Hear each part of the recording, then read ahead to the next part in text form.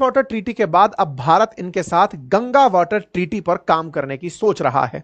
India अब विचार कर रहा है कि क्यों ना हम गंगा जल समझौते को इनके साथ बदल दें। एग्रीमेंट का इतिहास समझेंगे कि इस एग्रीमेंट में ऐसा था क्या जो कि भारत 30 साल बाद अब बदलने की सोच रहा है। ऐसा इस एग्रीमेंट में क्या था कि भारत के पास कितना जल रहेगा और बांग्लादेश के पास कितना जल रहेगा, क्या हमने गाद की परेशानी दूर की, तमाम बातें अब आगे, और किस तरह की सरकारों ने इस पर कैसा रोल प्ले किया, हम इस बारे में आगे बढ़ते हुए चर्चा करेंगे। ठीक है साहब, 1996 में एक एग्रीमेंट हुआ था जिसके 2026 में 30 साल होने जा रहे हैं। फरक्का डैम से कोलकाता और पद्मा को, मतलब हुगली और पद्मा के अंदर जल बंटवारे को लेकर के ये सारी चीजें हुई थी। किसने बनवाया था? तो सर आर्थर कॉटन की सलाह पर हिंदुस्तान कंस्ट्रक्शन कंपनी ने। सलाह बहुत पहले आ चुकी थी, बाद में हमको आवश्यकता महसूस हुई कि यह आवश्यक है कि कोलकाता पोर्ट को चलाए रखने के लिए एक डैम बने, ताकि वो डैम तेजी से पानी का बहाव सुनिश्चित कर पाए, जल स्तर को मैनेज कर पाए। अच्छा, एक इंटरेस्टिंग बात और बताता हूं। आप सभी लोग ये तो जानते हैं कि सदा नीरा नदियां जो हैं, सदा नीरा मतलब दो तरह की भारत में नदियां होती हैं। एक मौसमी नदियां यानी कि सीजनल, जिनके अंदर बारिश के समय ही पानी आता है, और दूसरी होती है पेरिनियल। पेरिनियल बोले तो सदा नीरा, जिनमें हमेशा पानी रहता है।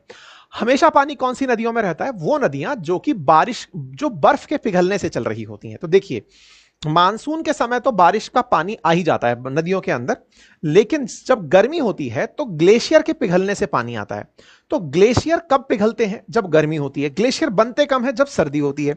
मानसून का सीजन इन दोनों के बीच में रह जाता है।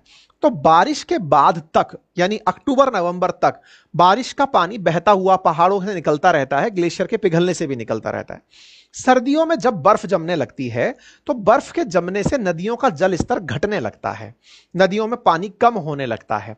और जब नदियों में पानी कम होने लगता है तो फरवरी, मार्च, अप्रैल, मई, ये बहुत टफ टाइम होता है। नदियों में पानी का स्तर बहुत कम हो जाता है। अगर आप इन नदियों को ऑब्जर्व करें, नदी के किनारे जो बहुत से दोस्त मेरे रहते हैं वो इस बात पर हामी भी भर सकते हैं, थम्स अप भी कर सकते हैं कि सर हाँ, फरवरी से लेकर के और विशेष रूप से मार्च से मई का टाइम तो बहुत क्रूशियल होता है हमारी पेरिनियल रिवर्स के लिए, क्योंकि साल भर तो बहुत पानी देखा, लेकिन फरवरी से और मार्च से मई के बीच में लगभग 3 महीने का पानी बहुत कम हो जाता है। पानी जब बहुत कम होता है तो पानी का बंटवारा कैसे सुनिश्चित हो, नंबर एक। नंबर दूसरा, पानी जितना पहले उपयोग में सिंचाई में आ रहा था, अब क्या वो उतना ही पानी उपयोग में आता रहेगा?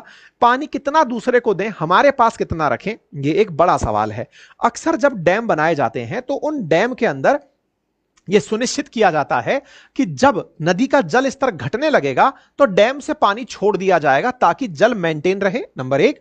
और डैम अगर रिवर पर ही बना है तो वो रिवर के पिछले जो क्षेत्र हैं उन्हें भी भर करके चल रहा होता है। ठीक है साहब, चलिए, तो फरक्का डैम कुछ इसी थॉट के साथ बनाया गया। इसमें 109 गेट बनाए गए और यहां का उद्देश्य रखा गया कि लगभग 40,000 क्यूसेक पानी हुगली के अंदर हमें भेजना है। अब ये क्यूसेक क्या होता है ये भी बताएंगे।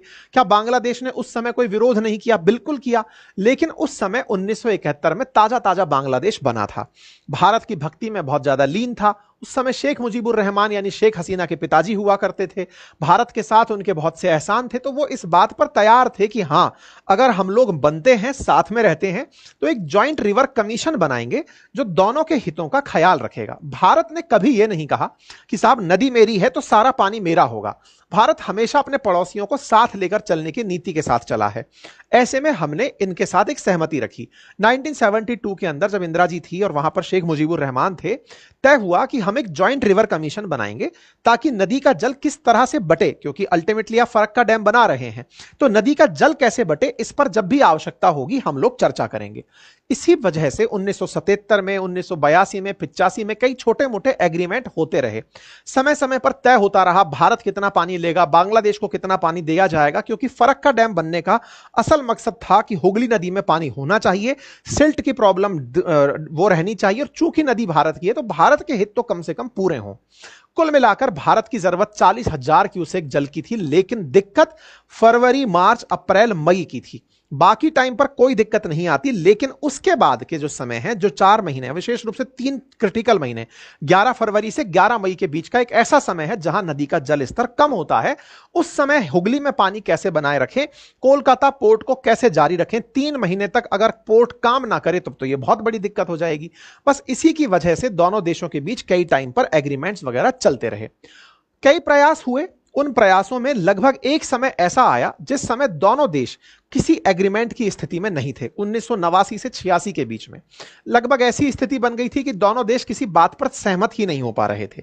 भारत ने अपने हिस्से से अपना पानी बढ़ा लिया, लेकिन इस चीज को बांग्लादेश दुनिया भर में ले गया कि देखो भारत मेरे साथ ऐसा कर रहा है, यूएन के मंच पर ले गया, अंतरराष्ट्रीय स्तर पर पॉलिटिसाइज कर दिया कि देखो ऐसा करते हैं ये लोग, हमारा पानी पूरा खा जा रहे हैं। तमाम बातें इन लोगों ने अपने स्तर पर भारत के साथ की।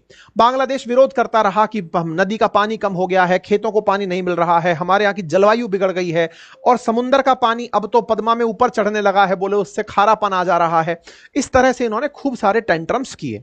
भारत ने अपनी आवश्यकताओं को ध्यान में रखते हुए फिर भी बांग्लादेश को मनाने का प्रयास किया कि चल भाई बैठते हैं, बात करते हैं।